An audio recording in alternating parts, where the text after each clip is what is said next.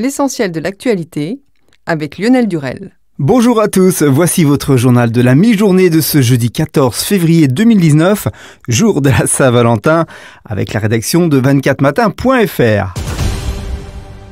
L'ex-boxeur Christophe Détinger a été condamné à 1 an de prison ferme, aménageable en semi-liberté, et 18 mois de sursis avec mise à l'épreuve pour avoir violemment frappé 2 gendarmes le 5 janvier lors de l'acte 8 des Gilets jaunes. Le tribunal l'a également condamné à une interdiction de séjour à Paris pendant 6 mois et à indemniser ses victimes, respectivement à hauteur de 2 000 et 3 000 euros. Il aura caché son projet jusqu'au bout. À la surprise générale, à Paris comme à Bordeaux, Alain Juppé ne voulait pas faire le mandat de trop après plus de 20 ans de transformation de la ville, capitale de la Gironde et de la Nouvelle-Aquitaine. Il devrait donc succéder à Lionel Jospin au Conseil constitutionnel, où il rejoindra les sénateurs Jacques Mézard et François Pillet. Pour le Premier ministre Édouard Philippe, c'est une très bonne nouvelle pour la République.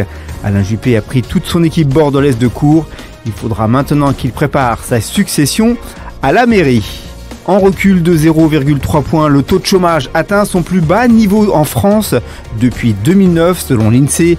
L'amélioration sur le marché du travail se confirme donc. Au 4e trimestre 2018, le taux de chômage a reculé de 0,3 points, se situant désormais à son plus bas niveau depuis début 2009 à 8,8% sur l'ensemble du territoire, outre-mer compris, sauf Mayotte. En métropole, il y avait à la fin 2018 2,5 millions de personnes au chômage, soit 90 000 de moins en 3 mois. Faute de commande, Airbus met un point final à son géant des airs, l'A380. Boudé par les compagnies, le programme avait été maintenu en vie depuis ces 3 dernières années grâce à un ralentissement du rythme de production passé à 1 exemplaire par mois en 2018 contre un total de 27 sur l'ensemble de l'année 2015. La 380 était le plus gros avion de ligne au monde, d'une capacité de 575 à 850 passagers selon les aménagements.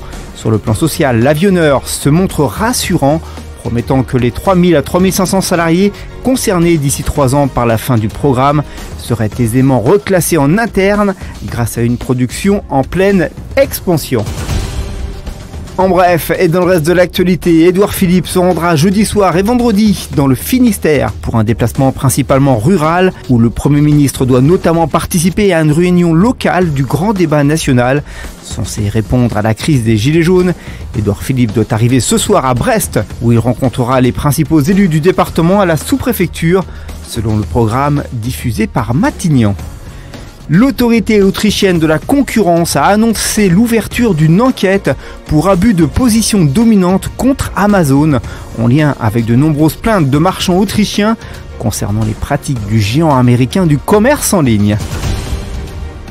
En sport, la reprise du championnat de handball a été le théâtre du 900e but en D1 de Luc Abalo, le joueur du PSG. L'ailier de l'équipe de France a en effet participé à la large victoire du champion de France face à Dunkerque mercredi. Dans le cadre de la 14e journée, 30-23, Abalo a reçu un bel hommage de Coubertin à cette occasion. L'attaquant des Tigres, Andy-Pierre Gignac, a posté une photo dans la nuit de mercredi à jeudi, le montrant avec Mayvi, son 5e enfant, puisque l'ancien Marseillais est déjà père de 3 garçons et d'une fille. Toutes nos félicitations à l'ex-attaquant de l'équipe de France. L'actualité du divertissement à l'affiche du film Deux fils en salle depuis hier. L'acteur et humoriste belge Benoît Poelvoorde a expliqué lors d'un entretien qu'il ne souhaitait pas avoir d'enfant. Non, je le savais d'entrée de jeu, on a eu cette discussion 1 fois, 2 fois, je pense que j'ai bien fait. Je ne suis pas quelqu'un de bien programmé pour être père, je suis assez angoissé, j'ai trop la trouille qu'il arrive quelque chose aux enfants. Il ne faut pas qu'ils courent, il faut qu'ils mangent, a assuré avec un certain humour l'acteur. On conclut ce journal avec votre météo de vendredi matin. Le temps sera très ensoleillé dès la matinée. Sur le Morbihan et le Languedoc-Roussillon, quelques entrées maritimes sont possibles. Le froid sévira dans l'est avec quelques faibles gelées. L'après-midi, le soleil continuera de dominer avec une douceur s'accentuant encore par rapport à la veille. Les températures seront souvent 3 à 4 degrés au-dessus des valeurs de saison. Sur le Languedoc-Roussillon, quelques entrées maritimes sont également possibles, avec des nuages bas parfois denses. Côté température, le matin, il fera de -3 à Strasbourg, à 11 pour Nice, 1 à Paris et Rouen, 4 à La Rochelle. Merci d'avoir suivi ce Flash Info. L'actualité continue sur 24matin.fr. Je vous donne rendez-vous comme d'habitude à 19h30 pour les 5 infos immanquables du jour sur notre site.